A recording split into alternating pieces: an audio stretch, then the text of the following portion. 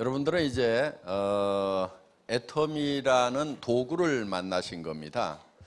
이 도구를 왜 만났냐면은 여러분들이 성공하기 위해서 애텀이라는 도구를 만나신 겁니다. 여러분들이 성공을 하지 못한다고 하면은 애텀이라는 도구는 어떻게 보면은 아무런 의미가 없습니다. 그리고 단순히 소비자로서 그냥 나는 좋은 물건 좀 싸게 쓰겠다. 어떻게 보면 그 이익은 그렇게 크지 않을 수도 있습니다. 생활비 좀 절감되는 정도, 또 제품에서 얻는 품질 만족하는 정도, 그런 정도를 가지고 이 소비자로서만 만족한다고 하면은 애터미가 여러분의 삶을 성공시키는 그런 도구로서의 역할은 못하는 겁니다. 여러분들이 성공을 하는 도구가 되려고 하면은 조건이 있습니다. 여러분들이 성공을 하겠다는 의지가 있어야 된다 하는 거예요. 그런데 많은 분들이 뭐 성공하고 싶지 않은 사람이 어디가 있어? 대개들 이렇게 얘기를 해요. 그런데 성공을 하려는 의지가 있다고 하는 것은 성공하려는 목표가 있어야 된다 하는 거예요. 그러니까 일이라는 것은 현재 있는 이 현실을 내가 생각하는 목표까지 끌어올리는 것, 이게 일이에요. 이 과정이 일이에요. 그러니까 현실이 그대로, 현상이 그대로 유지된다고 하면은 이거는 일을 한 겁니까? 안 한 겁니까? 안 한 거죠. 그러면은 여러분의 삶이라는 이 현실을 여러분들이 살고 싶은 삶으로, 현재 살고 있는 삶을 살고 싶은 삶으로 끌어올리는 것, 이게 여러분들이 해야 될 일이다 하는 거예요. 그러면은 뭐가 필요하냐면은 어떤 삶을 살 것인가 하는 것이 필요한 거예요. 어떤 삶을 살 것인가? 이 목표라는 것이 구체적으로 만들어져야, 그래야 그것이 달성이 됐는지 되지 않았는지 요거를 나중에 평가를 하고 판단을 할 수가 있다 하는 거예요. 그런데 대부분의 사람들은 어떻게 생각하냐면은 내가 살고 싶은 삶이라는 것을 내가 설정을 해놓고 현실을 거기까지 끌어올리는 이 일을 하는 것이 아니고 그냥 막연하게 지금 사는 삶 말고 다른 삶을 좀 살았으면 좋겠다, 이렇게들 되게 생각을 합니다. 예를 들면은 돈을 벌었으면 좋겠다는데 얼마를 버시겠습니까? 그러면은 뭐 돈이야 많을수록 좋지요. 되게 이렇게들 얘기를 하고 있다 이거예요. 어떤 집에 살고 싶으세요? 그러면 좋은 집이요, 큰 집이요, 되게 이렇게들 얘기를 하고 있어요. 그런 어떤 목표를 가지고는 절대로 그 목표를 달성할 수가 없다 하는 거예요. 그러니까 여러분들이 성공을 못하는 가장 큰 이유는 첫째, 성공을 해야 되겠다는 생각 자체가 없기 때문에 그렇다 하는 거예요. 둘째는 어떻게 성공을 하는 건지, 또 어떤 모양으로 성공을 할 건지에 대한 구체적인 내용이 없기 때문에 대부분 성공을 못한다 하는 겁니다. 그래서 이 시간에는 여러분들에게 성공하는 방법, 성공의 법칙을 알려드리는 건데, 이 성공의 법칙이라고 하는 것을 처음 이 창안에 낸 사람은 여러분들이 잘 아시는 철광한 카네기라는 사람입니다. 그 카네기라는 사람이 자기는 원래 가난한 집의 아이로 태어났는데 어마어마한 성공자가 됐습니다. 그런데 늙어서 내가 다시 가난한 집의 아이로 태어난다고 하면은 또 이렇게 성공을 할까? 아니면 우연히 성공을 했을까? 이렇게 생각을 해봤더니 자기는 10번을 가난한 집의 아이로 태어나더라도 반드시 10번 다 성공자가 될 수 있겠더라 하는 거예요. 그러면 다른 사람들은 왜 성공을 못하는가? 통계를 봤더니 많은 사람들이 성공을 못하더라 이거예요. 대개 우리가 인생을 사는데 0세에서부터 시작을 해서 30세까지는 대개 공부를 합니다. 준비를 하죠. 30세부터 60세까지는 대개 일을 열심히 합니다. 60에서 90세까지 바로 노후라는 것을 보내게 된다 하는 거예요. 그러면 노후가 약 얼마입니까? 이것도 30년이죠. 자, 대개는 이제 30년 동안 공부를 하고 30년 동안은 나름대로 잘 살아보겠다, 성공해 보겠다고 열심히들 했는데 60세쯤 됐을 때 통계를 보니까 1%의 사람들만이 성공자, 즉 부자가 되어 있더라 하는 거예요. 4%의 사람은 경제 문제를 해결은 했더라 하는 거예요. 부자는 아니지만은 남에게 손 벌리지 않고 살 정도는 되어 있더라. 15%의 사람은 60세가 되기 전에 타계를 했고 10%의 사람은 하루벌이를 하고 있더라 하는 거예요. 그런데 나머지 70%의 사람은 어떤 상황에 놓여 있냐면은 일도 없고 돈도 없는 상태에서 대부분 노후를 맞이하게 되더라 하는 거예요.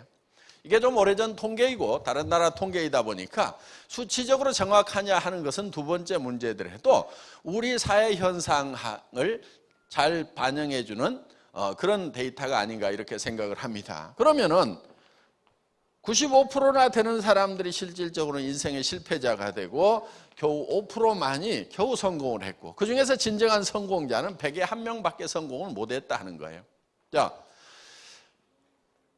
30년 동안 공부를 하고 30년 동안 열심히 일을 했는데 이런 결과가 나왔다고 하면은 문제는 여기서 인생이 또 끝나버리면은 뭐 실패를 했든 성공을 했든 그저 그렇다고 볼 수가 있는데 문제는 요 노후에 있다는 거예요. 돈도 없고 일도 없고 이 상태에서 노후 30년을 보낸다고 하면은 이것은 크나큰 재앙이 될 수가 있다 하는 거예요. 늙으면은 반드시 따라오는 게 있어요. 뭐가 따라오죠? 질병이라는 것이 따라온다 하는 거예요. 병든 몸을 가지고 돈도 없는 상태에서 살아가야 된다고 하면은 이거는 크나큰 재앙이다 하는 거예요. 그런데 요즘에 흉흉한 소문이 돌기 시작을 합니다. 120세까지 살지도 모른다고. 그러면은 이게 60년을 이제 이 재앙을 어떻게 극복을 해갈 것인가 하는 커다란 문제가 놓여 있다 하는 거예요. 자, 우리는 일을 해야 되는 이유가 바로 여기에 있는 거예요.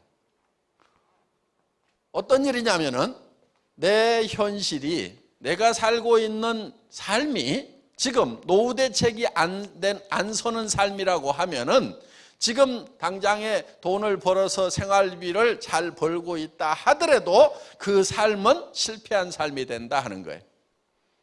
더더구나 노후 대책도 안 서 있는데 일자리도 지금 마땅한 일자리가 없다 그러면은 이거는 지금 큰일 난 겁니다. 큰일 난 거예요. 집안에 노인네 한 사람이 아프면은 그 노인네만 고통을 받는 것이 아니고 가족들이 다 고통을 받아요. 그리고 집안에 분란이 생깁니다. 자녀들끼리 누가 모시느냐, 병원비를 어떻게 되느냐, 생활비를 어떻게 되느냐를 가지고 자식들 간에 싸움박질이 벌어지고 여러 가지 문제가 생긴다는 거예요. 그러니까 우리 부모님들이 제일 바라는 게 뭐냐면은 자식들한테 부담을 주고 싶지 않다. 자식들한테 부담만 안 줬으면 좋겠다. 이런 생각들을 우리가 많이 하고 있다 하는 거예요. 자, 우리가 그러면은 인생 목표를 삼을 때는 어떻게 삼아야 되냐면은 단순히 부담 안 주는 정도로 삼는 게 아니고 자녀들한테 도움을 주는 그런 노후를 보낼 수 있다고 하면 얼마나 좋겠느냐 하는 거예요. 그래서 우리가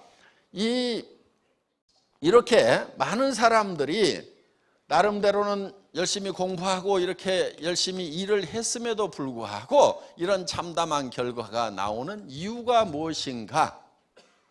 카네기는 그걸 살펴봤더니 그 이유를 안 거예요. 사람들이 어떻게 성공을 하는지 성공의 방법을 모르고 있더라 이거예요. 즉 성공의 법칙을 모르고 있더라 하는 거예요. 자기는 성공의 방법, 성공의 법칙을 알기 때문에 가난한 집의 아이로 다시 태어나더라도 10번을 다시 태어나더라도 10번 다 부자가 되고 성공자가 될 수가 있는데 자기가 아는 방법만 적용하면. 그런데 많은 사람들은 대부분이 성공의 방법, 성공의 법칙을 모르고 있더라 하는 거예요. 그래서 이거를 좀 알려줘야 되겠다 해서 이제 그 당시에 백악관 출입 기자로 있던 약관의 나폴레옹 힐이라는 청년을 선택을 해서 20년 동안 이 성공의 법칙, 성공의 방법을 집대성하도록 했습니다. 이 성공의 법칙이라는 것은 누가 아무렇게라도 만든다고 해서 그것이 법칙이 되거나 되는 것이 아니다 하는 거예요. 이거는 박한길이가 만든 것도 아닙니다. 이거는 이 성공의 법칙이라고 하는 것은 마치 뭐와 같냐면은 자연 법칙과 같은 거예요. 자연 법칙. 자연 법칙은 이미 정해져 있는 겁니다. 그리고 이런 것을 스티븐 코비라는 사람은 정북향의 원리라는 말로 표현을 했어요. 정북향의 원리. 그러니까 북쪽은 이미 정해져 있다. 우리가 오늘 여기 속리산 이 골짜기에 들어오다 보니까 지금 동서남북이 헷갈리시죠? 손가락을 한번 들어보세요. 손가락 이렇게. 손가락을 한번 들어봐 주시고요. 지금 북쪽이 어디인지 한번 가르쳐 보겠습니다. 북쪽이 어디예요? 북쪽. 하여간 생각나는 대로 가르쳐 보세요. 예. 고맙습니다. 대체로 이쪽이 지금 북쪽이라는 분들이 많아요. 예. 그런데 저쪽이라고 지금 우기고 계시는 분도 계세요. 지금부터 다수결의 원칙에 의해서 이쪽을 북쪽으로 정하겠습니다. 다 동의하십니까?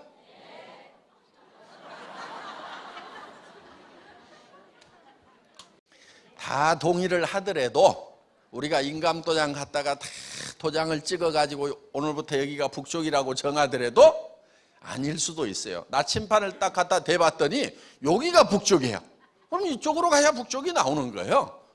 그러니까 북쪽은 이미 정해져 있는 거다.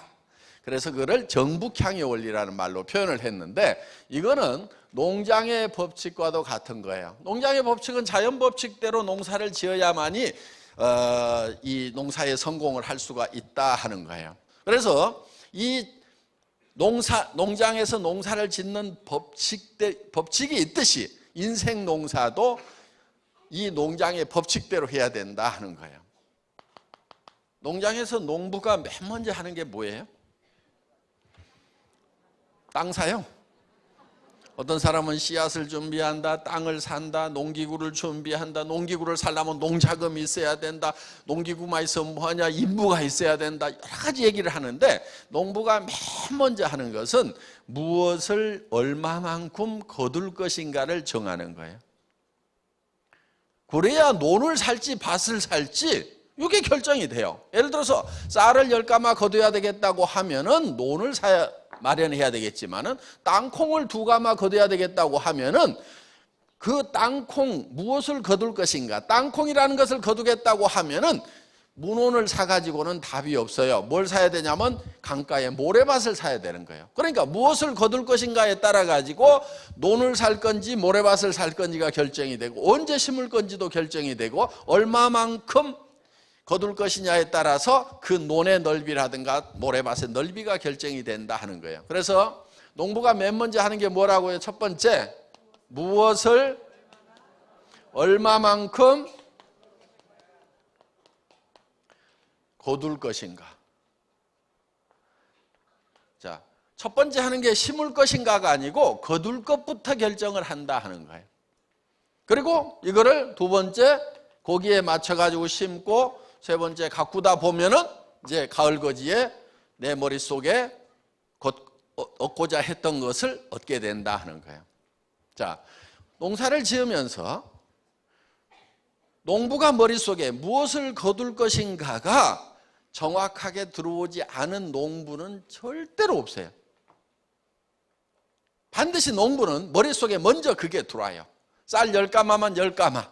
그러면 쌀 10가마에 따라서 논이 10마지기, 벽시는 예를 들어서 한 말, 이런 식으로 쌀 10가마에 따라서 이런 것을 다 결정하게 된다 하는 거예요. 고구마 2가마가 먼저 머릿속에 들어왔어. 거둘 거. 그게 목표예요. 그게 먼저 들어오면은 그 고구마를 언제 심을 건지, 고구마 밭은 어떻게 할 것인지, 넓이는 어떻게 할 것인지가 고구마 2가마라는 걸로 다 의사결정을 한다 이거예요. 그러니까 먼저 거두고자 하는 목표가 머릿속에 들어온 다음에 그 목표물을 가지고 의사결정을 한다 이거예요. 이것이 우리 인생에는 잘 적용이 안 되는데 일반 기업이라든가 국가 경영이라든가 이런 데는 아주 광범위하게 일반적으로 적용되는 거예요. 그거를 보통 목표관리 과정이라는 데서 배웁니다. 목표관리. 이게 MBO 과정하고 이런 게 있어요. 그런데 이 MBO 과정이라는 게 목표관리 과정이라고 하는데 실제로는 목표에 의한 관리예요. Management by Objectives니까 목표를 가지고 관리를 한다 이런 뜻이에요. 그러니까 목표가 먼저 들어오고 그 목표를 가지고 매니징을 해 나간다 하는 거예요. 그러면은 여러분들에게 목표가 먼저 들어와야 되는 거예요. 목표가. 그런데 목표가 들어오려고 하면은, 내 인생 목표가 들어오려고 하면은 내한테 필요한 것이 무엇인가, 내가 어떻게 살 것인가, 내가 어떤 모양으로 살 것인가, 이게 사실은 단순하지가 않고 상당히 복잡해요. 돈만 있다고 해서 다 인생이 성공했다고 볼 수가 없어요. 그러면은 돈만 있다고 해서 성공하는 것이 아니다 하는 거예요. 그럼 어떤 것들을 갖춰야 되는가? 이게 상당히 복잡해요. 왜 복잡한가 했더니 사람이 좀 복잡하게 만들어져 있어요. 사람이 어떻게 만들어져 있냐면, 사람은 몸이 있어요. 육이죠, 육. 요 육 있죠? 예. 근데 육만 있어요? 이 몸만 있어요? 그게 아니죠. 뭐가 있냐면 영이 있고 혼이 있어요. 보통 영혼 이렇게 붙여서 얘기하는데 이게 각각 다른 겁니다. 이 혼은 소울이고 영어로도 구별이 되죠. 영은 스피릿이고, 그 다음에 주변 환경으로 둘러싸여 있어요. 혼자 살아가는 게 아니라는 거죠. 그러면은 이 몸이라는 것이 있는데, 이 몸은 영과 혼이 사는 집이에요. 집. 그런데 이 육이 요구하는 바가 있고, 이 영이 요구하는 바가 있고, 혼이 요구하는 바가 있고, 주변 환경이 요구하는 바가 있어요. 그것을 우리가 다 이루어야만이 성공적인 삶이라고 볼 수가 있다 하는 거예요. 이 몸은 어떻게 보면 영과 혼이 사는 집이라고 볼 수가 있어요. 우리 자신의 본질은 아니에요, 이 육이라는 것은. 만약에 이 육이 우리 자신의 본질이라고 그러면은 저는 무조건 좋은 사람이에요. 왜? 괜찮게 생겼잖아요? 좋게 생겼잖아요? 그러니까 무조건 좋은 사람이에요. 그러니까 미녀고 잘생긴 사람은 무조건 좋은 사람이고, 못생긴 사람은 무조건 나쁜 사람, 이래야 되는 거예요. 그런데 절대로 그렇게 사람을 평가를 하지를 않아요. 왜? 이거는 그냥 우리가 사는 집이고, 그 안에 살고 있는 영과 혼이 제대로 되어 있어야 그 사람은 좋은 사람이다, 이렇게 되는 거예요. 자, 이게 집이에요, 집. 이게 초가지붕이죠. 그렇죠? 창문이 있어요. 지금 창밖으로들 내다보고 계시는 거예요. 여기 환기통이 있어요. 그래서 이제 맑은 공기가 들어가고 집안에 나쁜 공기가 다 밖으로 나옵니다. 이 환기통을요, 밑으로 이렇게 숙여가지고 비가 안 들어가도록 만들어 놓은 게 참 창조주께서 잘 만들어 놓으신 거예요. 요 식당 집집마다 있죠? 예. 요 길거리 저 골목에 소리 들어오라고 이 봉창을 하나 뚫어놨어요. 그래서 온 동네 소리가 집 안으로 다 들어옵니다. 이 집은 항상 온도 관리가 아주 일정하게 잘 되고 있어요. 이 보일러 펌프가 하나 있어가지고 온몸에다 온수 파이프를 돌려가지고 몸이 따뜻하게 이렇게 유지가 됩니다. 가끔 더운 물을 빼내고 나면은 부르르 떨어요. 왜? 온도 떨어졌다, 자동 온도 컨트롤러 운동해서 온도 올려라 해서 부르르 떠는 거예요. 집집마다 이 화장실들 다 있죠. 예. 이 집을 관리하는 두 관리인이 있어요. 요 손이 이 집을 관리하는 관리인이에요. 전도서에 보면은 나이를 먹으면은 집 지키는 자들이 똘 것이며, 이렇게 돼 있어요. 창이 어두워질 것이며, 이렇게 돼 있어요. 그러니까 나이 먹으면은 침침한 거예요. 그래서 왜 이리 노인네들이 왜 이리 날이 어둡나 그래요. 자기 눈이 침침하다 보니까. 그래서 이제 노래하는 여자들은 쇠하여질 것이요, 목소리도 이제 점점 가게 되고, 어떻든 이게 우리가 사는 집입니다. 집. 그런데 중요한 것은 이 안에 사는 영과 혼이 중요하다 하는 거예요. 영과 혼. 자, 이 영은, 그런데 보통 영혼 이렇게 붙여가지고 부르죠. 이 영이라고 하는 것은 양심이라든가 이런 거예요. 양심. 그러니까 동물에게는 영이 없어요. 영이 없다 보니까 이 영적인 요소, 양심 같은 게 없어요. 이웃집 개가 이웃집 아저씨 다리를 물었어. 그랬더니 밤에 내가 조금 참을걸 하고 양심의 가책을 느껴가지고 끙끙거리는 개 봤어요? 절대 그런 놈이 없어요. 개라고 하는 거, 동물들은요 양심이라는 것이 없어요. 그런데 사람은 항상 양심이라는 게 있어요. 예를 들면은 시간에 관한 개념도 동물에게는 없어요. 사람은 이게 있어요. 사람은 영원을 사모하는 마음을 주셨도다 이렇게 돼 있거든요. 성경에 보면은 영원을 사모하는, 이거는 시간적인 개념이에요. 그러니까 동물은 나이를 먹어서 자기 죽음이 가까워온다고 그래가지고 그것 때문에 걱정하고 시름에 빠진 그런 동물은 절대로 없어요. 그냥 오늘 배가 부르면 그걸로 만족을 해요. 그런데 사람은 이 육신적인 어떤 만족, 자 배가 부르고 따뜻하더라도 인생이 끝나가면은 뭔가 불안을 느끼고, 삶이라는 것이 무엇일까, 이 인생이 끝나면 어디로 가야 되는 것일까 하고 걱정을 하게 돼 있어요. 그래서 이 시간의 개념을 가지고 있는 것, 이것이 영적인 요소예요. 그리고 하나님은 우리에게 이 하나님의 영을 불어넣어 주셨고, 우리는 만족을 하려고 하면은 하나님을 사랑하고 하나님으로부터 사랑을 받아야만 만족을 할 수가 있어요. 우리의 육은 첫째 건강하고 오래 살아야 돼요. 장수하고 그 다음에 풍요롭게 살고 싶은 욕구가 있어요. 그래서 이거는 잘 살며, 자, 우리의 혼은 평온한 감정을 가지고 살아가고 싶은 욕구를 가지고 있어요. 그래서 이거는 감정적인 부분이에요. 그리고 또 한 가지는 지적 욕구가 있어요. 미지의 세계에 대해서 알고 싶은, 배우고 싶은 욕구가 있다 하는 거예요. 자, 우리는 주변 환경에 대해서는, 자연 환경과 사회 환경에 대해서 뭔가 이로움을 끼치고 싶은, 공헌하고 싶은 욕구를 가지고 있어요. 그래서 우리의 삶이 완성이 되려고 하면은 이 네 가지 요소가 골고루 만족되는 삶을 살아야만 된다 하는 거예요. 그런데 대부분은 어떻게 하고 있냐면은 대개 어느 한쪽으로 굉장히 치우치는 경우가 많아요. 그냥 풍요만을 쫓아가기 위해서 이것만 쫓아가다 보면 건강을 해치는 사람들도 있고, 또 남을 사랑하는 것이 아니고 남을 해쳐가면서 돈만 버는 사람들도 있고, 그리고 남을 평온한 감정을 가지고 가는 것이 아니고 남을 미워하고 욕심으로 속이 부글부글 끓는 그런 상태에서 부를 추구하는 경우가 있다.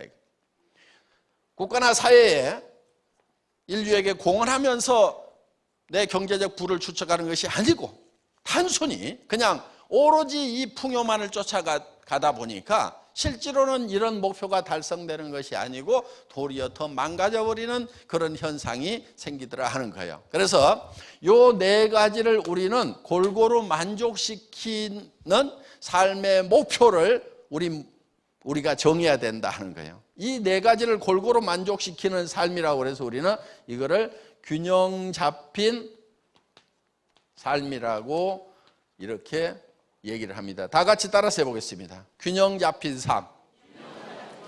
이 균형 잡힌 삶이라고 하는 것은 우리 몸이 요구하는 대로 잘 살며 사랑하고 배우고 공헌하는 삶을 우리는 균형 잡힌 삶이라고 하고, 이것이 우리가 성공하고 싶은 이 목표로 우리 머릿속에 그려져야 된다 하는 거예요. 여기 좀 얘기를 하면은요, 아이고 뭐가 그리 복잡해요. 그냥 돈이나 어떻게 번다고 얘기해 주지. 아이고 난 복잡한 거 싫어 그러면서 이제 머리를 서서히 닫으려고 하는 분들이 있어요. 그런데 복잡한 거를 싫어하는 분들의 대표적인 특징이 있어요. 되게 가난뱅이라는 거예요. 대개는 못 살아요. 왜? 단순한 데 있는 돈은요 다른 사람들이 다 가져가고 없어요. 그러니까 돈은 복잡한 데 있고요, 머리를 복잡한 데다가도 써야 되겠다고 작심을 하는 사람만이 부자가 되고 성공자가 되는 거예요. 그러니까 복잡한 얘기에 관심을 가지세요. 다시 머리문을 여세요. 지금 머리문이 닫혀가는 사람들이 많아. 아이고 알았어, 뭔 얘기인지 모르겠어. 그렇다 치고 다음 얘기 좀 해봐 이러고 있어요 지금. 요 얘기를 그대로 잘 알아들으셔야 되는 거예요. 네. 자, 요 네 가지를 골고루 만족시키는 균형 잡힌 삶이라는 목표, 그게 머릿속에 들어와야 된다 이거예요. 그러니까 우리가 우리 인생 농사를 지으면서 최종적으로 달성하고 싶은 것이 균형 잡힌 삶이 되어야 된다 하는 거예요.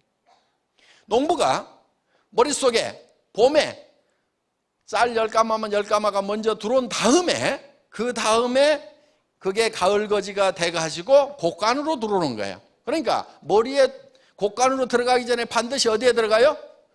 머리에 들어가게 돼 있는 거예요. 자, 여러분의 삶도 성공을 하려고 하면은 반드시 그 성공한 모습이 어디에 들어와야 되냐면은 여러분 머릿속에 들어와야 되는 거예요. 언제 들어오냐면은 지금 들어오는 거예요. 그리고 그것이 미래에 이루어지는 거다 하는 거예요. 그러니까 여러분의 머릿속에 성공적인 삶의 모습이 그려져 있지 않으면은 3년 지나고 5년 지나도 달성이 되질 않아요. 지금 여러분의 삶이 만족스럽지가 않다고 하면은 만족스러우세요? 예? 만족스러운 분은 가세요. 지금 밤늦게까지 공부하고 있지 말고 그대로 그냥 사시면 되는 거예요. 빨리 숙소에 가서 편안하게 발 닦고 누워 자세요. 지금은 여기 계시는 분들은 현실이 지금 이대로 살다가 죽으면 안 되겠다. 왜? 미래에 노후에 30년, 60년의 재앙이 기다리고 있는 그 길로 내가 지금 가고 있다. 그러니까 뭔가 지금 방향을 바꿔야 된다. 이렇게 생각하시는 분들만 여기 있는 거죠. 예. 그런데 왜 지금 그런 실패자의 길 위에 서 있냐 하는 거예요. 그거는 3년 전이나 5년 전에 성공자는 어떤 모습인지가 머릿속에 정확하게 그려지지 않아서 그러는 거예요. 여러분 머릿속에 명확하게 그려져야 돼요. 그 모습이. 예를 들면은 부동산에 가서 집을 사러 갔어요. 물어봅니다. 어떤 집을 사시게요? 물어봤더니 크고 좋은 집이요. 이렇게 대답하는 사람은 집을 살까요? 안 살까요? 그렇게 집 사는 사람은 아무도 없어요. 차 사러 갔다가 무슨 차 사실 거예요? 그랬더니 좋은 차요. 이런 분은 차 사는 사람 아니에요. 구체적으로 차를 사면은 무슨 모델의 색깔은 무슨 색으로 하고 거기에 엔진은 몇 cc고 가격은 얼마부터 얼마까지 딱 이렇게 정해져 있어요.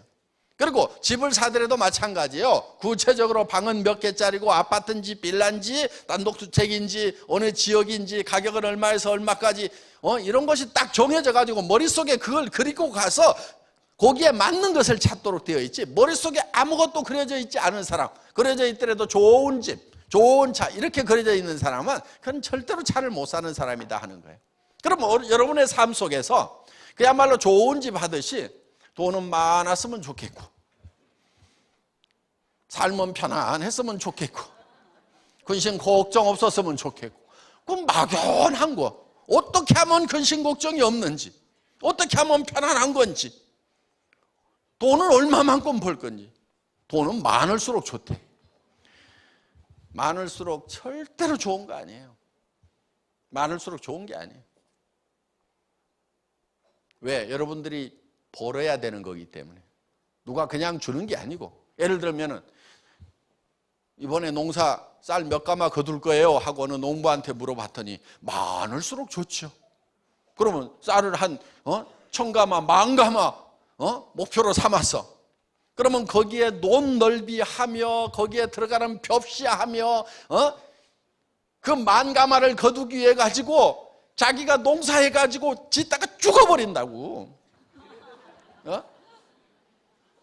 그게 누가 갖다 주는 게 아니고 농사를 지어 가지고 그거를 얻으려고 하면은 내 체력을 가지고 내 노동력을 가지고는 10가마 정도까지는 해낼 수 있겠다. 아니야, 20가마는 꼭 해야 돼. 우리 가족들 먹고 살려고 하면은, 그러면은 자식들도 좀 가서 거들도록 하면 나는 20가마까지는 할 수 있어. 요렇게 갖고 결정을 하지. 쌀은 많을수록 좋아요. 그래가지고 한 10,000가마 걷어보자.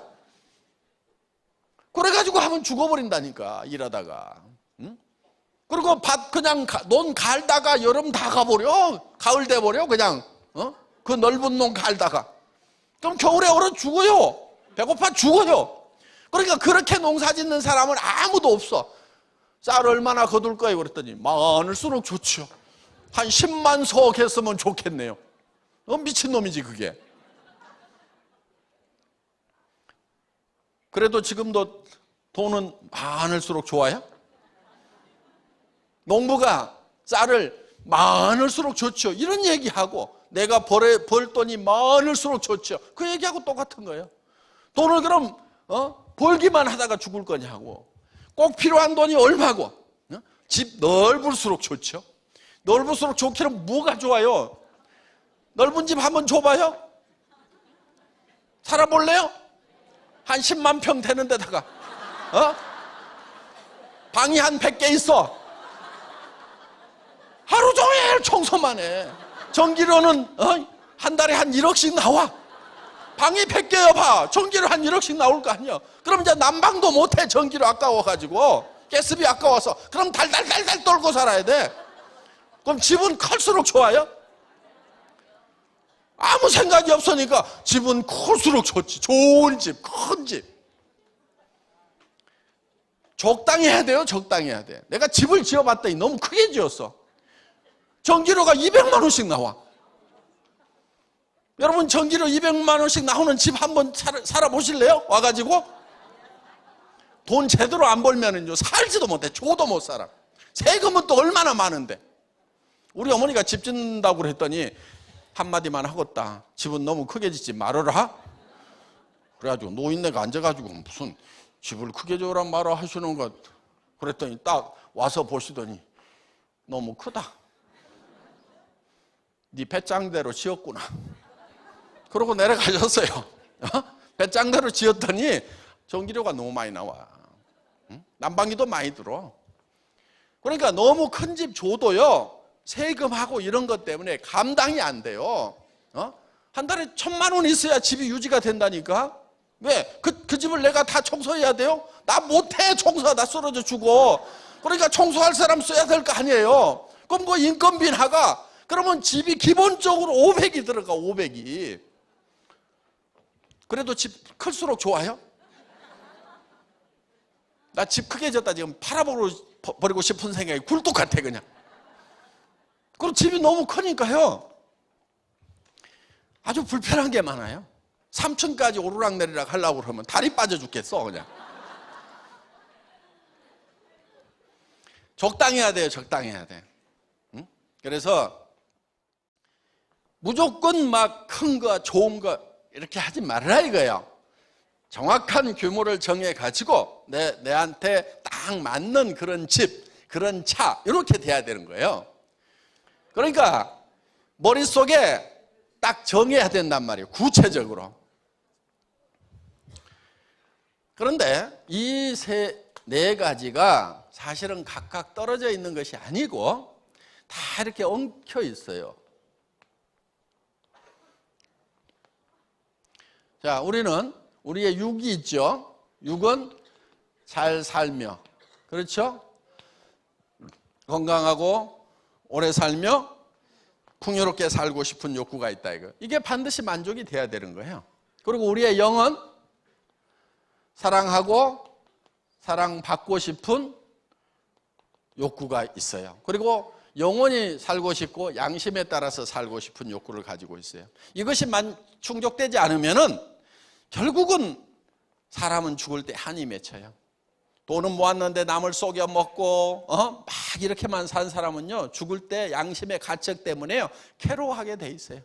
그리고 우리는 영원히 살고 싶은 욕구를 가지고 있어요. 영원히 살아야 돼요. 그런데 이거는요 애터미에서 못 줘요. 애터미에서 못 주고, 그러니까 로얄 마스터들도요 결국은 다 죽어요. 애터미 로얄 마스터 된다고 안 죽는 게 아니고 혼이 있어요. 혼은 배우고 그 다음에 주변 환경에 대해서는 공헌하는. 이게 각각 다 이렇게 하나로 얽혀 있어요. 만약에 이게 떨어져 있으면요 잘 살면 뭐해? 이렇게 되는 거예요. 잘 살면 뭐해? 이렇게 돼요. 혼자 있으면은 아유 그작저작 있다가 죽지 뭐 이렇게 되는 거예요. 그러니까 잘 사는 것도 귀찮아져요. 그런데 사랑하는 사람이 있기 때문에 우리는 반드시 잘 살아야 되는 거예요. 내가 가난하니까 내 아내가 가난해. 아내의 애처로운 모습을 보고 내가 정말 어떻게든 부자가 돼가지고 돈 걱정은 좀 안 하도록 해줘야 되겠다. 돈 당신 오늘 쓰고 싶은 대로 써. 이런 얘기 좀 해주면 좋지 않아요? 어떻든 자, 지금 집사람하고 좀 살 때 여보 돈 걱정하지 않도록 해줄게 이렇게 좀 해주면은 여성분들 어때요? 그런 남편이 있으면은 좋잖아요. 오늘 뭐 당신 사고 싶은 거 다 사 그러면서 자 카드 여기 있어 하고 좀 주면은 얼마나 좋냐 이거야. 그런데 데려다가 현모 양처라고 그래가지고 밥하고 빨래하고 청소하고 이것만 주구장창 시키고 있지. 남자분들 자기 부인에게요 밥하고 빨래하고 청소하고 요 3가지 좀 시키지 않겠다고 착심을 좀 하세요.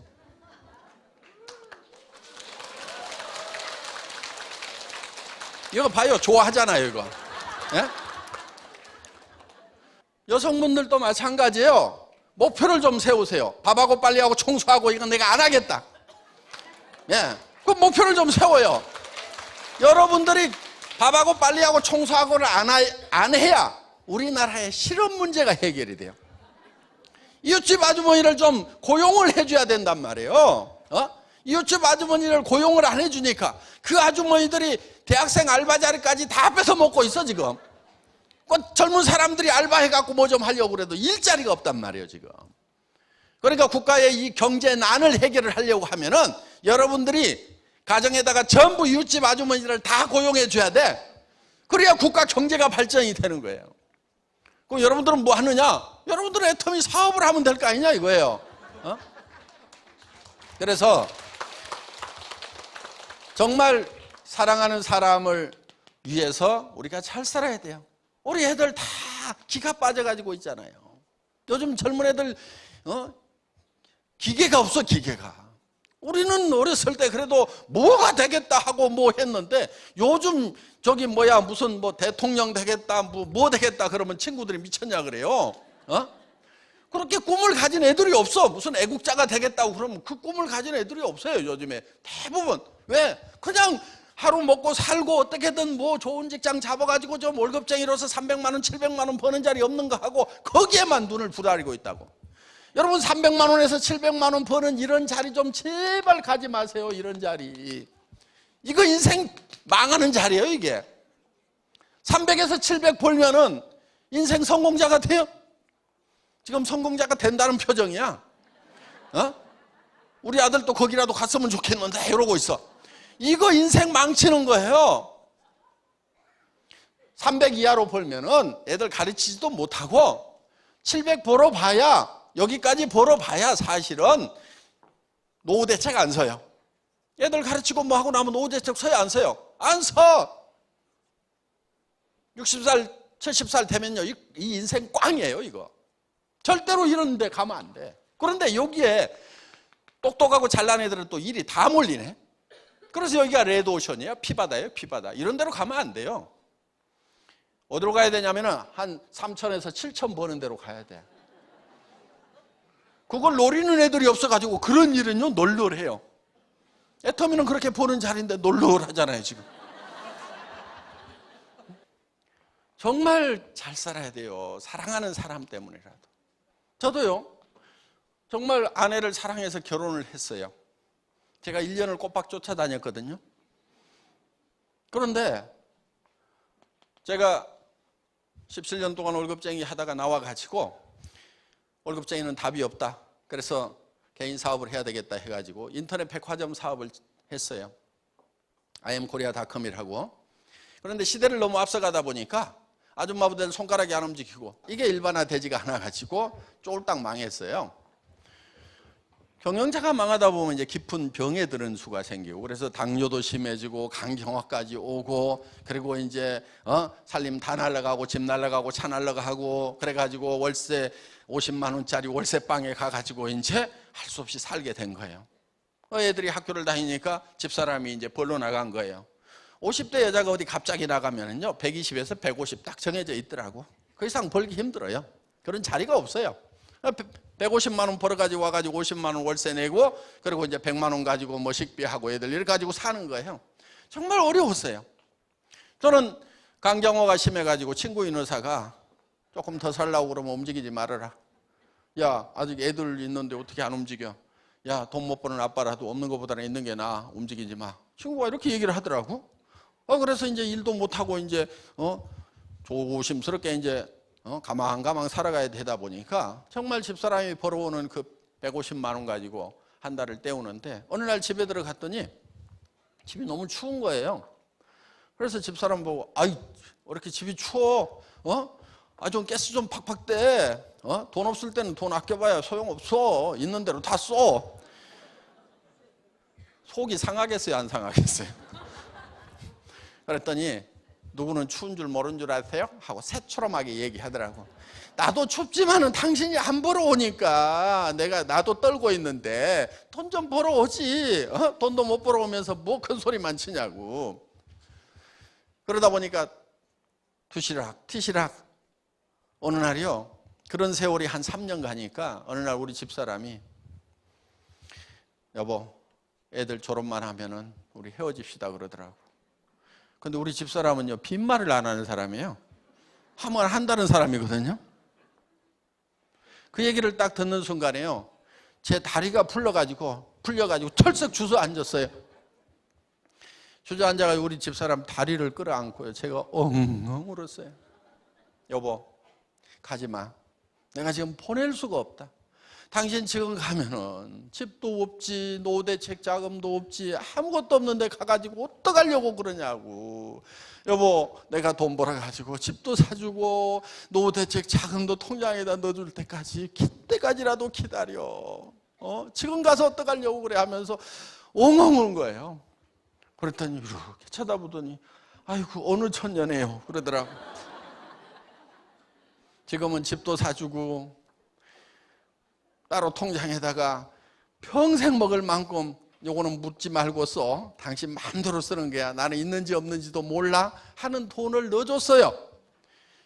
그런데 이제 간다는 말을 안 해요. 정말 사랑하는 사람도 경제 문제에 부딪히게 되니까 그 사랑도 깨지더라 하는 거예요. 그래서 정말 사랑하는 사람을 위해서라도 반드시 잘 살아야 되는 거예요. 저도요, 정말 절망 속에 정말 갇혀 있었어요. 몸이 아프니까 움직이지도 못하죠. 거기에다가 집은 빚쟁이가 와가지고 회사 마지막 정리하면서 직원들 월급 주고 뭐 하려고 사채를 좀 썼더니 그게 다 못 갚고 한 8천만 원 정도가 남았어요. 사채업자들 보통 깡다구 아니죠? 집에 와서 눕는 거예요. 3년 싸웠어, 3년. 지쳐가지고 주저앉더라고, 지가 지쳐가지고. 그런데 그렇게 세월을 보내다 보니까 참 힘든 세월을 이렇게 이제 보냈는데, 이 사랑도 무너지더라 하는 거예요. 그래서 우리가 정말 사랑하는 사람을 위해서라도 우리는 반드시 잘 살아야 되는 거예요. 지금은요, 저희 집사람하고 정말 사랑이 회복돼 가지고요, 집에 가면 거의 붙어 있어요. 여보, 다리 올려 그래 가지고 다리 좀 어줄지요. 그래도 내 손길이 제일 전기가 오지 그러면서요.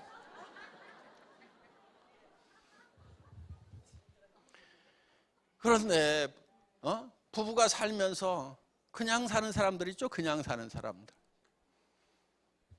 그냥 살아. 어떤 사람이 그래.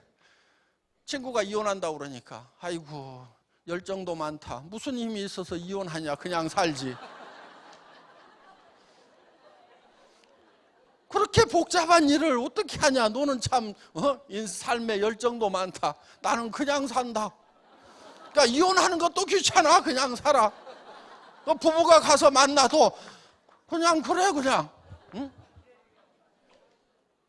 살면 얼마나 산다고. 좀 뜨겁게 살아가면서 살면 안 돼? 응? 저는 그래요. 우리 집사람 이렇게 쳐다보면서, 아이고, 보고 있어도 그립다.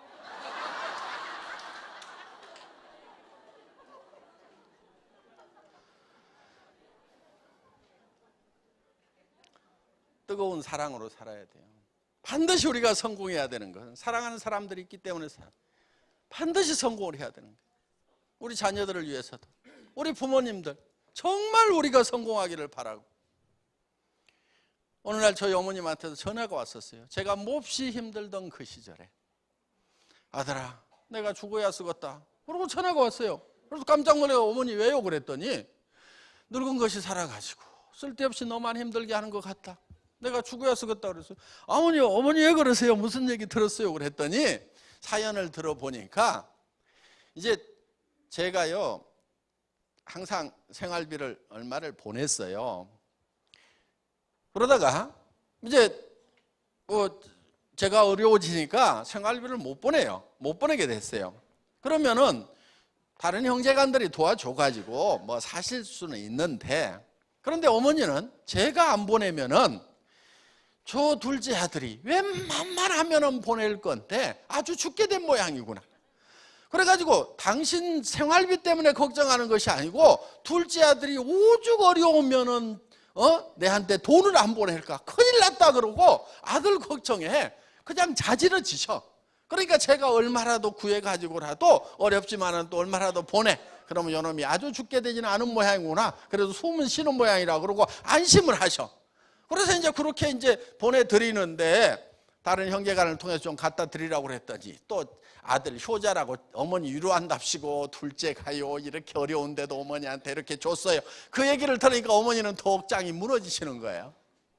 그래가지고 이제 그 전화를 하셨어요. 그래서 제가 어머니한테 이렇게 얘기를 했어요. 어머니 제가 다시 재기를 해야 되는데요, 다시 일어나야 되는데요, 내가 다시 일어서면은 제일 기뻐하실 분이 어머니 맞죠? 그랬더니 아이고 맞지, 내가 어떻게든 네가 잘 되는 꼴을 보고 죽어야 되겠다 그러시면서 네가 다시 잘 된다 그러면 내가 춤이라도 추겠다 그러는 거예요. 그래서 제가 어머니가 제가 다시 재기하면 어머니가 제일 좋아하실 분인데 어머니가 살아 계셔야 내가 지금 이 어려운 고비를 딛고 일어서서 어떻게든 힘을 낼 거 아닙니까? 그런데 내가 다시 일어서도 좋아해 줄 사람이 아무도 없다고 생각하면은 내가 이 고비를 어떻게 넘기겠어요? 그러니까 어머니가 꼭 살아계셔서 제가 잘 되는 걸 보셔야 됩니다. 그랬더니 아이고 그렇게 해야지 우리 둘째 아들은 말도 잘이요.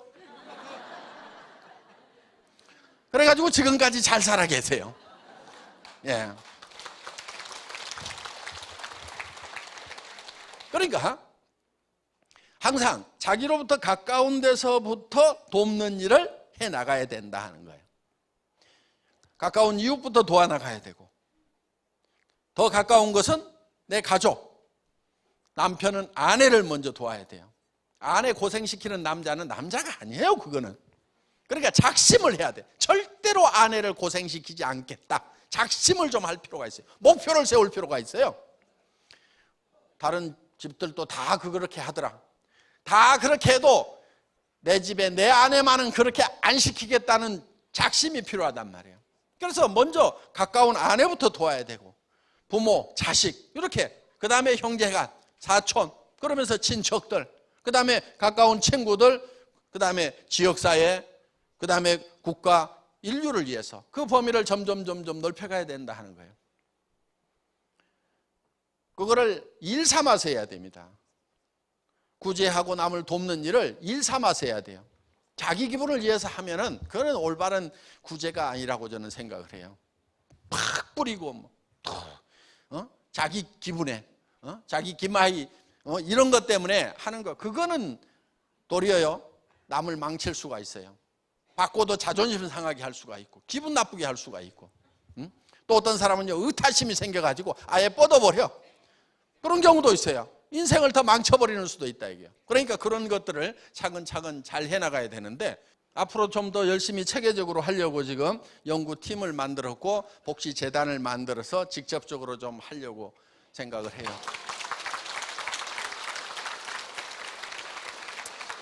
자, 우리가 정말 이런 주변 사람을 정말 사랑하기 때문에 우리가 잘 살아야 된다 이거예요. 잘 사니까 기부금이라도 몇 천씩 몇 억씩이라도 이렇게 줄 수가 있지, 잘 못 살면 어떻게 주냐고요.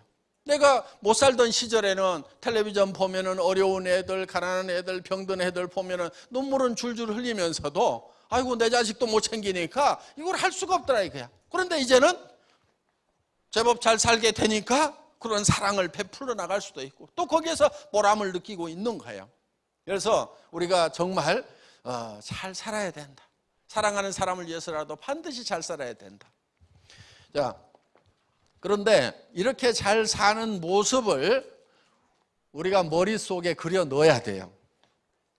잘 사는 모습을 어떻게 그려내냐면 한 편의 영화로 그려내는 거예요. 한 편의 영화.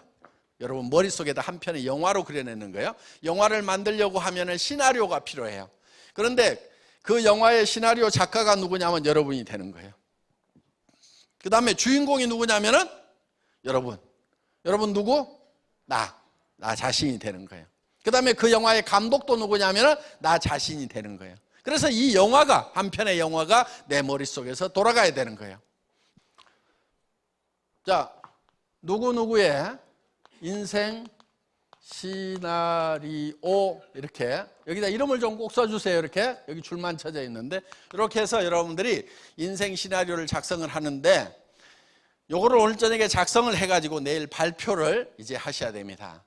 설명을 드리면 누구나 다 쉽게 작성할 수 있도록 이렇게 양식을 만들어 드려요. 거기 빈칸에다가 채워 넣기만 하시면 되는 거예요. 자, 양식을 보면 이렇게 되어 있어요. 여기 이렇게 항목들이 이렇게 쭉 있는데 아까 우리가 6이 있고 0이 있고 혼이 있고 그 다음에 주변 환경으로 둘러싸여 있다. 그런데 6이 요구하는 것은 잘 살며, 0은 사랑하고, 그 다음에 혼은 배우고, 주변 환경에 대해서는 공헌하는 삶, 공헌하는 삶을 살아야 된다. 이런 삶을 무슨 삶이라고요? 균형 잡힌 삶이라고 한다 이거예요. 그러면은 요 항목이 여기에 반드시 하나는 들어가도록 만들어야 돼요. 그러면 우리가 잘 살려고 하면은 건강 들어가죠. 그렇죠? 풍요롭게 살려고 하면은 의식주, 그 중에서 먹는 거, 입는 것들은 대부분 다 해결돼 있죠. 그런데 예를 들면 주택 문제, 그 다음에 요즘엔 자동차도 필수예요. 그 다음에 사랑하고 효도도 들어가고, 그렇죠? 배우고 자녀 교육도 들어가고, 그 다음에 공헌, 봉사도 들어가고, 예를 들면 잘 살려고 하면은 현금도 좀 있어야 되고, 그렇죠? 현금 같은 거 좀 있으면 좋죠? 어때요? 한 5억 정도 남편 몰래 쓸 수 있는 돈 한 5억 정도 통장에 따로 있다. 빚 없고 집 있고 차 있고. 기분 좋아요, 안 좋아요? 좋죠? 남편들 아내 눈치 안 보고 마음껏 쓸 수 있는 돈 한 5억 있으면 어때요? 좋잖아요.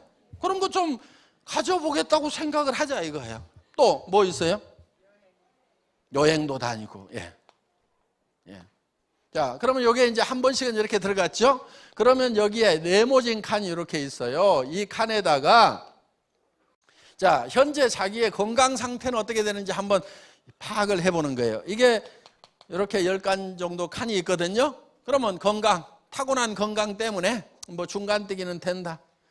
주택, 내가 살고 싶은 주택하고 현재 사는 주택하고 비교해 봤을 때 10점 만점에 몇 점? 3점? 예, 3점. 뭐 각각 다를 거예요. 그러면 이거를 쭉 연결을 하면은 이렇게 연결을 해보면 이게 자기 인생 수레바퀴가 되는 거예요. 이게. 그러면 이 인생은 지금 잘 굴러가요, 안 굴러가요? 안 굴러가죠. 이게 잘 굴러가려고 하면 10점 만점이 이렇게 돼야 되겠죠. 그렇게 되려고 하면은 이렇게 이제 10점 만점을 연결하면은 고단하고 둥그러운 인생 수레바퀴가 된다 이거예요. 그러면은 10점 만점이 되려고 하면 어떻게 해야 되는 거냐 하는 거예요. 예를 들면은 주택 지금 3점짜리야. 예를 들어서 뭐 1억짜리 전세 살아. 그런데 내가 살고 싶은 집은 어떤 집? 예? 7억. 예, 7억짜리. 예, 1억 전세에서 7억으로 올라갔어요. 예, 방은 몇 개? 5개. 예, 아파트에 단독주택이에요? 단독. 예, 어디에 있는 거예요? 남양주시. 예. 자, 어떻든 이런 집을 머릿속에 그리는 거예요. 이렇게 그려놓고 지금 그러면 이게 10점 만점이 되죠. 그 다음에 효도는 어머니 지금 얼마씩 드려요? 받고 있어요? 얼마씩 드려요? 예? 20만 원? 예. 어머니가 20만 원 가지고 잘도 사시겠네. 부모님한테요, 20만 원, 30만 원 용돈 드리면서 효도 다 한 걸로 생각하는 거 잘못된 거예요. 부모님한테 생활비를 드려야 돼, 생활비. 생활비를 드리려고 하면은 한 300만 원은 있어야 돼요. 왜? 노인네들이요, 치료비가 많이 들어가고, 간병인도 있어야 되고, 그럼 집안에 청소해 주러 오는 사람도 있어야 되고 뭐 하면은요, 300원 있어야 그래도 사람답게 살아요. 저 같은 경우 한 450이 매달 내려가. 450이 매달 내려가는데도 가끔 전화가 오세요. 그래가지고 얘기를 시작을 하셔. 네 아버지가 6.25 때 누구 집으로 피난을 갔다가 석 달 동안이나 그 집에서 밥 얻어먹고 살았는데 고부는 돌아가시고 그 아들이 있는데 내가 뭘 좀 해주고 싶다. 그러면 500번 해야 돼. 예? 그래서 이제 그렇게 이렇게 다 하다 보면은 정말 부모님들이 하고 싶은 여한을 다 풀고 가실 수 있도록 이렇게 해드릴 필요가 있다 이거예요. 그러니까 우리가 실제로 이렇게 7억을 모으려고 하면 이거 언제까지 할 거예요? 언제까지? 30년 후에요? 몇 년 후에? 5년 안에. 그렇죠? 5년 안에는 해야 된다 이거예요. 그럼 5년 안에 7억을 모으려고 그러면은 한 달에 얼마씩 모아야, 1년에 얼마씩 모아야 돼요? 한 1억 3천, 1억 4천 모아야 되겠죠. 그럼 한 달에 얼마씩 모아야 되면 1,000만 원 이상씩 모아야 되는 거예요.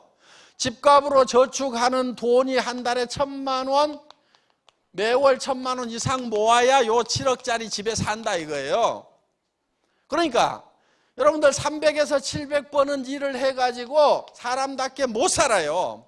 절대 이런 목표를 세우면 안 돼요. 공을 하나씩 더 붙이세요. 최소한 3천에서 5천 원 벌어야 사람답게 살더라 하는 거예요. 그래야 어머니한테 300만 원씩 드릴 수 있을 거 아니에요. 300에서 700 벌어가지고 어떻게 부모님한테 300을 드리냐고.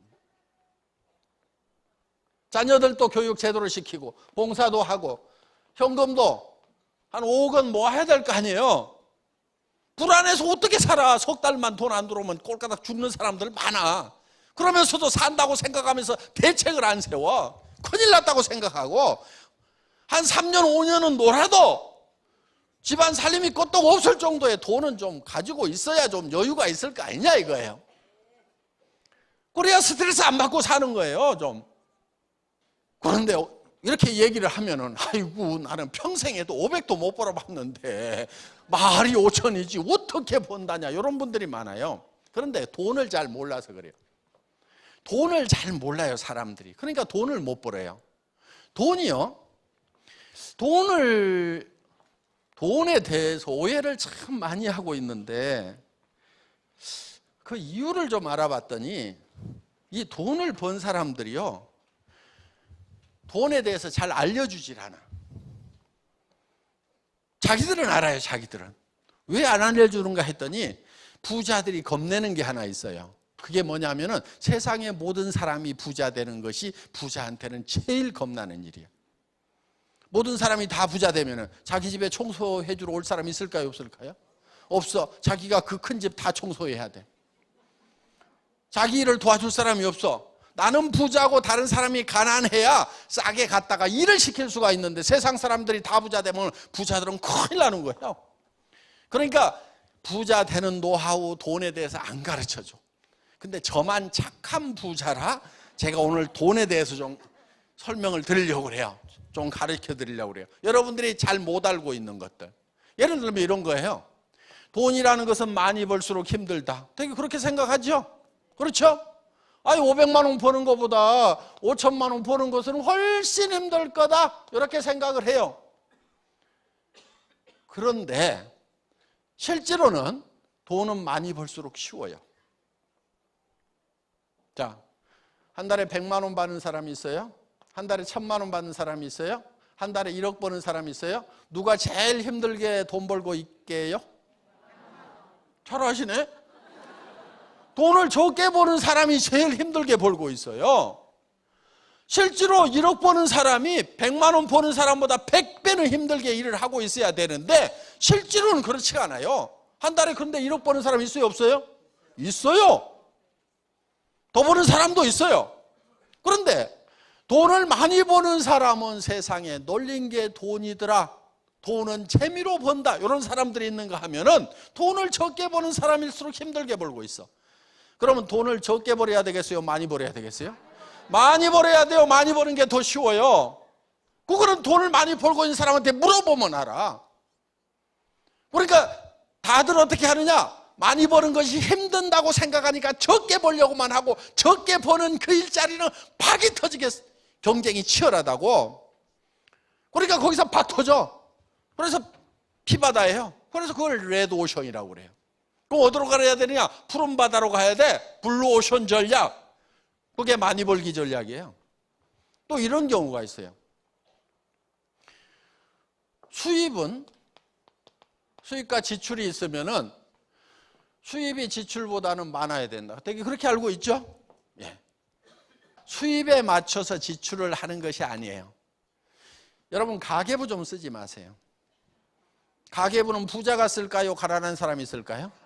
가난한 사람이 다 가계부 쓰고요.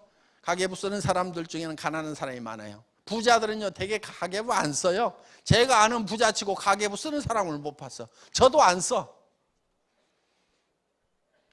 저도 안 써요. 그냥 대충 살아. 대충 쓰고 살아요.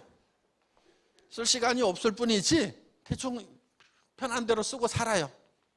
자, 그러면은 수입에 맞춰가지고 아등바등 지출을 하는 것이 아니고, 수입에 맞춰서 지출을 하는 것이 아니고, 먼저 뭘 해야 되냐면 지출을 먼저 결정을 하는 거예요.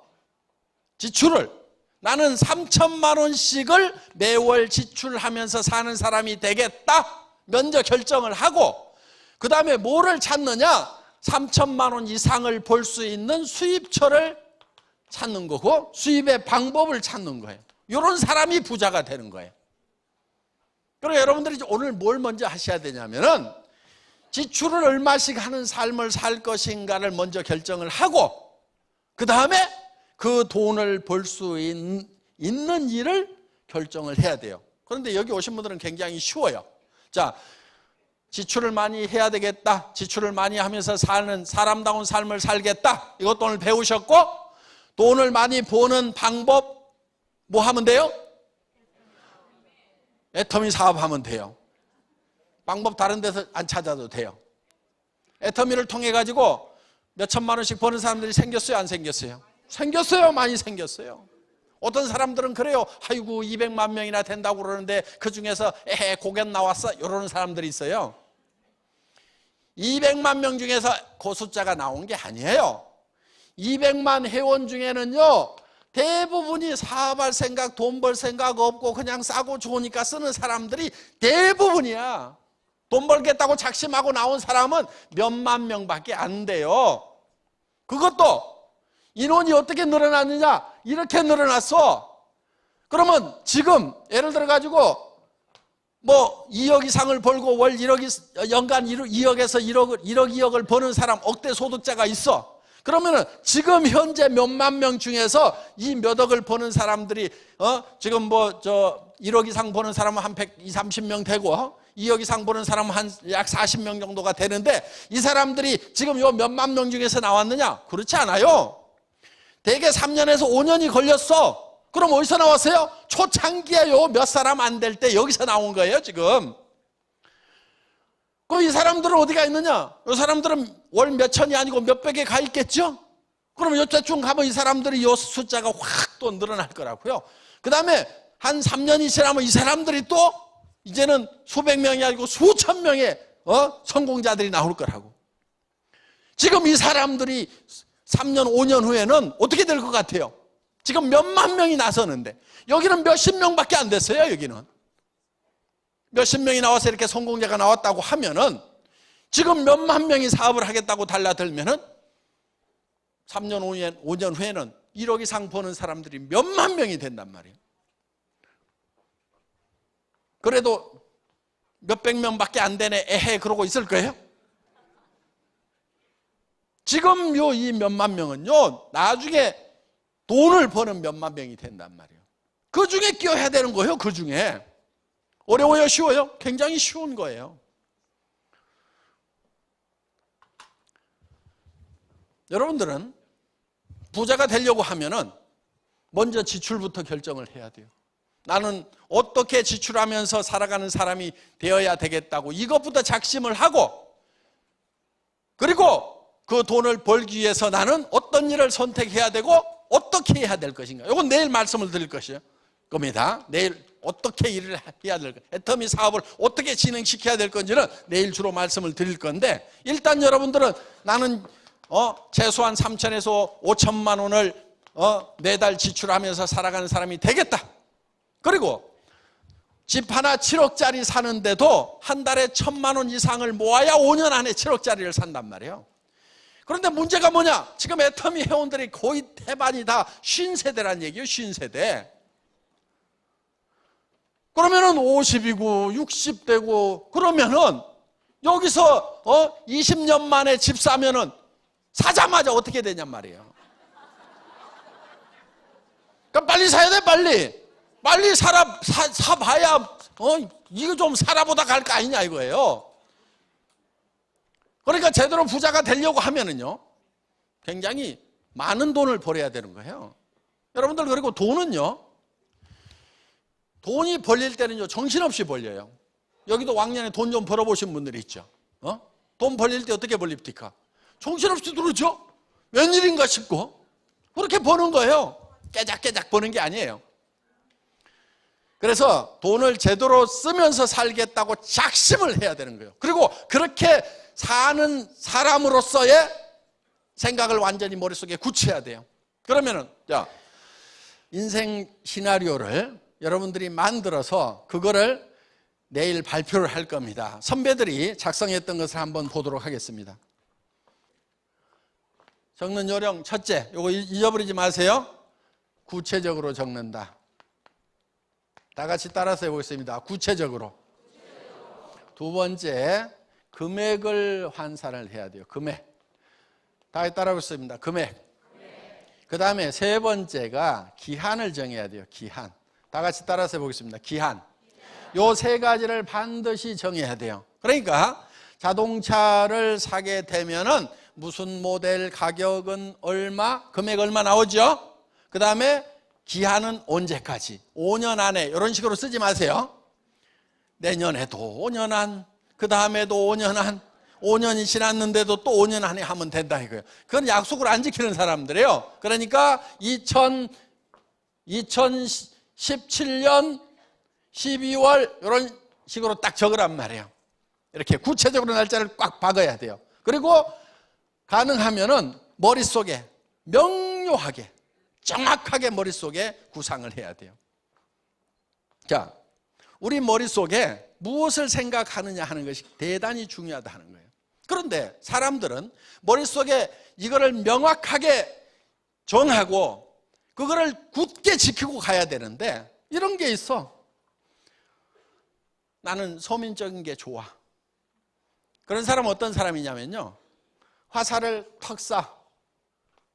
화살을 쏴놓고 가가지고 쫓아가서 얼른 관역을 그려 거기다가.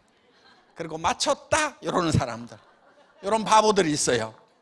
그러니까 원래 삶의 목표가 서민이 아니었는데 살다 보니까 서민이 되다 보니까 거기다 관역 그려놓고 나는 원래 서민이 목표였거든. 서민 같은 거 하지 마세요. 서민 같은 거 하지 말고 귀족처럼 살아요. 부자처럼 살아요. 그리고 서민들 도와주면서 살아라 이거예요. 서민들 외면하고 서민들하고 원수지고 살아라는 얘기가 아니고 서민들 도와주고 서민들을 품고 살아라 이거예요. 베풀면서 살면 될 거 아니냐 이거예요. 그래서 먼저 관역을 그려요. 나는 부자가 되겠다. 한 달에 5천만 원을 버는 5천댁이 되겠다. 그래놓고 화살을 쏘다 보면 여기도 맞고 저기도 맞고 하다가 보면 여기 맞는 수가 생긴단 말이에요. 관역을 그려놔야 맞을 거 아니냐 이거예요. 그리고 우리 머릿속에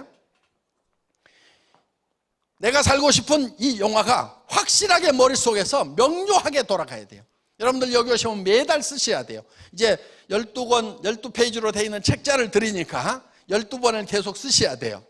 그러면서 이 머릿속에 정말 내가 에쿠스를 타고 다니고 7억짜리 집에 살고 어려운 친척들을 도와주고 어려운 친구들도 도와주고 내 부모도 잘 모시고 하는 그런 삶, 정말 친척들로부터 도움을 받고 사는 그런 삶을 살겠다. 그러니까 부자는요, 조카 결혼식 하면은 돈 없는 조카는 내가 시집을 보내야 돼. 돈 없는 조카가 있으면 내가 공부를 시킬 정도가 돼야 부자가 된단 말이에요. 그럼 조카, 자, 어려운 조카가 있어. 부모를 일찍 잃은 조카가 있어. 그럼 여러분들은 그 결혼식 때 어떻게 하냐 이거예요. 축의금 어떻게 내요? 아이고, 2, 300원 내야 될 것 같은데. 그러다가 20 낼까 50 낼까 밤새도록 고민하다가 누렇게 떠가지고 예식장에 나타나. 좀 부모 없는 힘든 조카가 있으면은 한 3천이든 5천이든 좀 집어주면 안 돼요? 그렇게 하면 안 되냐고. 그것도 축의금도 예식장에 가서 내지 말고 결혼을 발표를 하면은 얘들아 내한테 인사 좀 와라 해가지고 인사 왔을 때 자 얼마 안 되지만은 요거 가지고 미리 좀 살 것들 사고 준비들 좀 해라.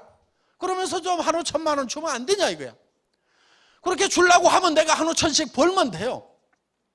그리고 한우 1,000씩 버는데도 그걸 못 줘요? 안 줄 거예요? 지금 안 줄 표정이셔들 보니까. 그렇게 좀 주면은 집안이 다 화목해져요. 응? 형제간들 집 사는데 좀 보태주고, 그렇게 하면은 그 부모님이 보시기에 얼마나 좋으냐 이거예요. 집안에 형제간에 잘 안 만나는 경우 있어요. 대개 돈 빌려가지고 안 갚으면 그렇거든요. 도리어 돈 빌려가지고 안 갚는 형제간한테 요즘 어려운 거 없냐고 돈 좀 더 보내줘. 그리고 전에 건 잊어버리라고 그래. 그러면은 사이 나빠질 이유가 없어요. 형제간들끼리도 서로 좀 그렇게 화목하게 지내면 안 되냐 이거예요. 그래서 그렇게 사는 삶의 모습, 정말 주변 친척들이나 친구들한테도 존경받고 정말 감사하다는 얘기를 들으면서 그렇게 살아가는 삶의 모습을 내 머릿속에 확실하고 완벽하게 그려내야 된다 이거예요. 그게 그려지면은 여러분들의 표정이 달라지고 여러분들의 말투가 달라지고 여러분들이 가서 얘기하는 투도 달라요.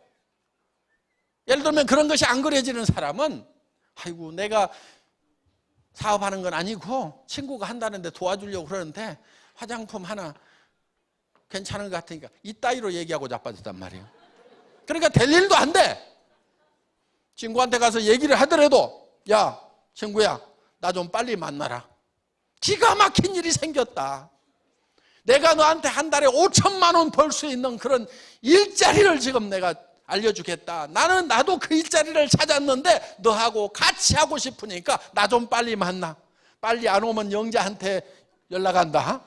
이렇게 해가지고 태도가 좀 달라야 되는 거예요. 야, 나 따라 나서 어디 가는데? 속리산. 왜 가는데? 아무 말 하지 말고 따라와. 따라와서 보면 알아. 이렇게 좀 당당하게 얘기를 하면 될 거 아니냐 이거예요. 그렇게 얘기를 할 정도가 돼야 사람들이 확 좀 딸려오는 거예요. 여러분 마음속에 진짜 한 달에 5천만 원씩을 버는 그런 삶을 살겠다. 나는 그런 삶을 살 수 있다는 것이 머릿속에 확실하게 그려져야만이 여러분들이 그런 일을 해낼 수가 있단 말이에요. 우리 로얄 클럽에 오신 분들은 다 그렇게 해서 오신 분들이에요. 물론 처음부터 그게 그려졌던 건 아니지만은 김성일 로얄 마스터 같은 경우는 300만 원만 벌었으면 좋겠다고 그래갖고라도 시작을 했어요. 뭔가 머릿속에 얼마를 벌겠다는 것이 구체적으로 그려져야 된다 이게. 300만 원 목표를 했다가 그러고 나서는 지금은 한 달에 5천만 원 이상을 버는 그런 성공자가 됐다 하는 거예요. 삶이 완전히 달라지는 거예요. 그래서 여러분 머릿속에 지금 현실이 들어있는 것이 아니고 내가 가고 싶은 그 목표, 사람답게 사는 그것이 머릿속에서 뱅뱅 돌고 있어야 돼. 명료하게 돌아야 돼. 제가 벤츠를 타고 있어요, 벤츠. 그런데 월급쟁이 할 때는 소나타를 타고 다녔어요. 한 15년 전에. 그때 소나타를 타고 다닐 때 내가 이 사업을 해서 돈을 벌어야 되겠다고 했을 때 머릿속에 그려놓은 것이 벤츠였어요.